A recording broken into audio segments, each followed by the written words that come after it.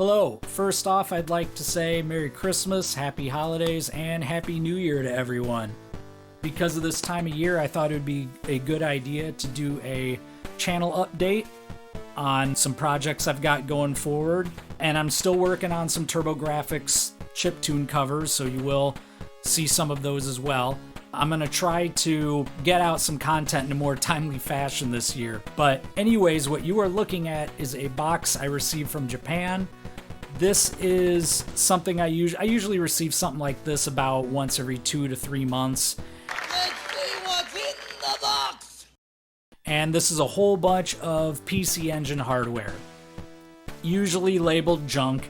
Sometimes they'll be tested and I'll pick up some of that stuff too, but usually labeled as junk or not working or just untested. And I just refurbish the stuff and resell it when I don't have personal repairs for people to take care of. But what you're looking at here, first thing is a TurboTap. I can't remember if this was labeled working or not, but usually when they have problems, it's just that the pins for the controller ports need to have new solder flown on them. So not too big of a deal with those. Sometimes the cables are bad, in which case I can replace that. I should also mention near the end of this video, there's also a couple games which are kind of a Christmas gift to myself. I own pretty much all I want to now as far as retro games are concerned, so I really only get myself maybe 1 or 2 games a year, so you're not really going to see a bunch of game pickup videos from me. But what I can show is some of the stuff that I pick up to repair or refurbish and show how I go through the procedure for all that stuff.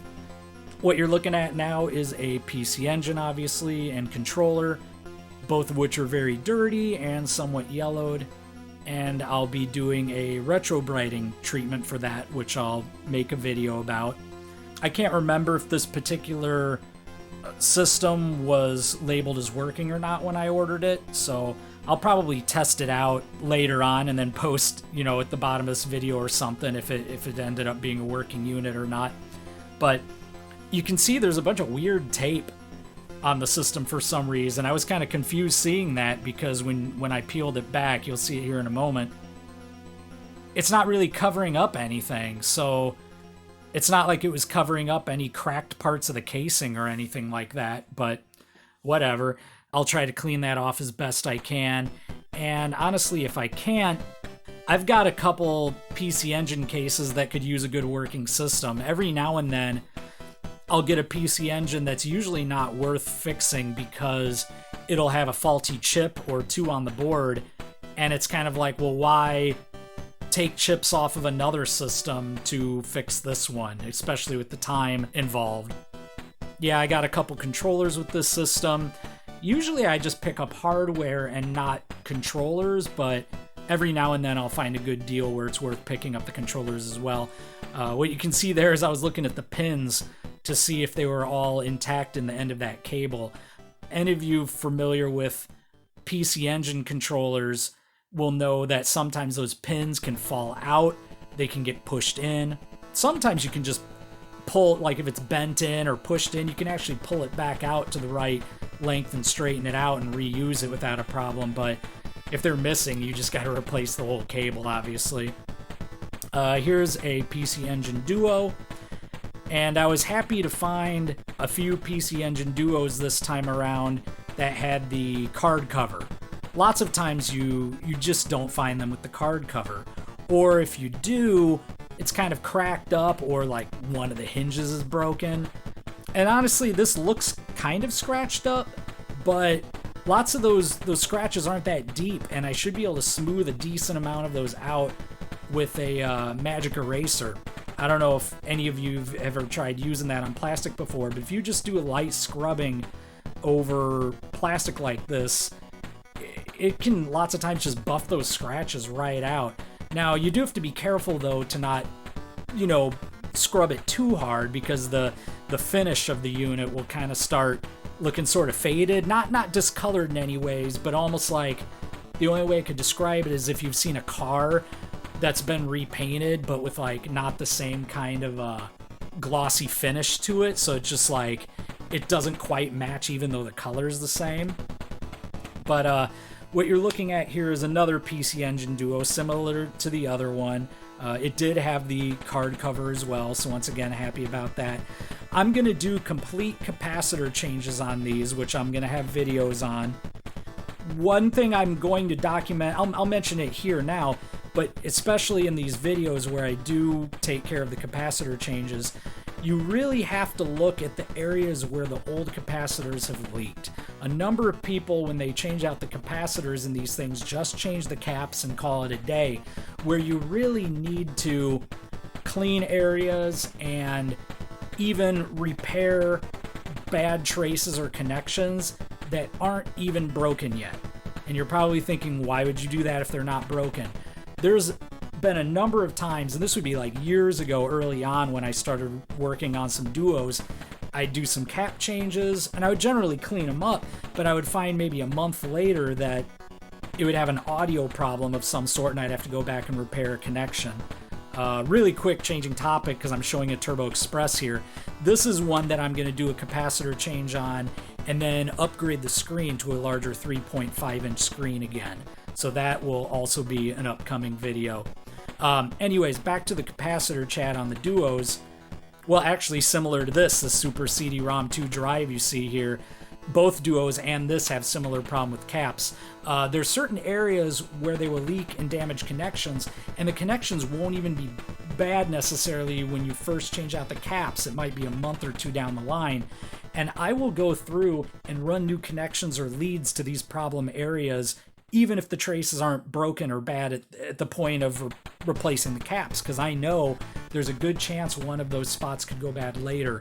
And this cuts down on the, having to go back and work on something else again, or, even mail something back to a customer and find, okay, a month later something quit working. And that's something I've been doing for years, and it's really cut down on any future problems that can show up.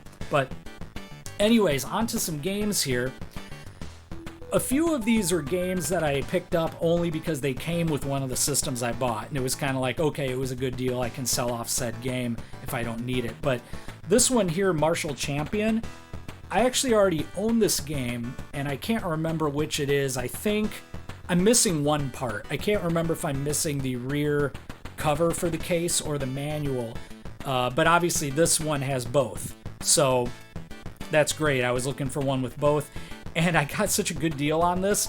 It's practically going to be free because the going rate of this game, even with the part missing that my original, my other copy that I have is missing, I'll be able to sell it for like the same price that I got this for. So it's kind of like, why not? But Martial Champion's actually a pretty good fighting game for the PC Engine. Not nearly as good as Street Fighter 2, but I'd have to say it's probably tied with being maybe the second best fighter on the PC Engine, like Flash Hiders. That's one I was trying to think of. And I'm talking about fighting games that are on Super CD or, regular CD-ROM drive. I'm not including the Neo Geo ports on the arcade card because those were obviously excellent. But as far as Super CD games on down from there, probably Martial Champion and Flash Hiders would be the next two best, other than, Street Fighter 2. But yeah, anyway, so that's Martial Champion. Another one I got, and this just came with one of the Duos I think that I picked up, so I'll probably just resell it since I already own a copy of this game. But Monster Lair is a great game, and I usually mention that to people as a good game to get started with as far as cheaper, obviously not super cheap, but one of the cheaper yet good games that you can still get for the PC Engine because it's so common. Generally, you can find them for around maybe $30. Oh, something interesting I was looking at here in the video. It must have had sun damage on one side because the CD-ROM label's blue on one side and green on the other. Otherwise, cosmetically, what I got here is in pretty good condition.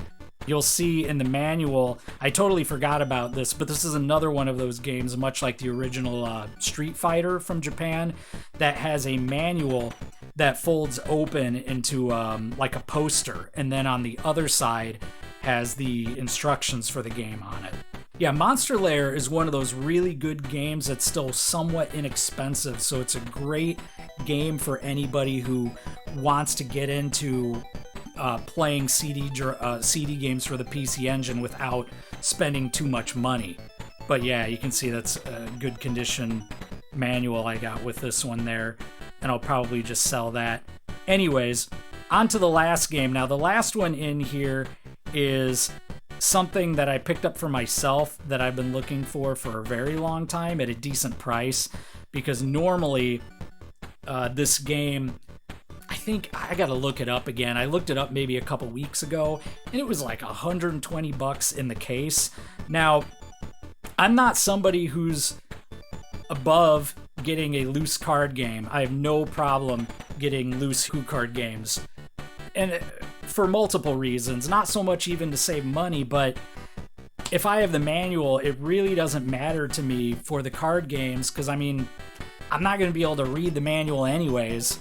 So, I mean, I suppose there's the artwork on the front, which is kind of cool, but anyways, I'll stop leaving you in suspense here. I ended up getting myself a copy of 1943 Kai, and I got a good deal on this loose card only. I think it was around $35, and that's with shipping. Now, I should bring up that since I ordered all these broken systems that I need to work on and fix, the weight's already there. You're already paying for the weight with your shipping. So if you buy a game like a HuCard here or a CD-ROM game, you're really not adding much weight to the package, and it's not going to cost you anything extra to ship. You can see there that card cover was really stuck on this.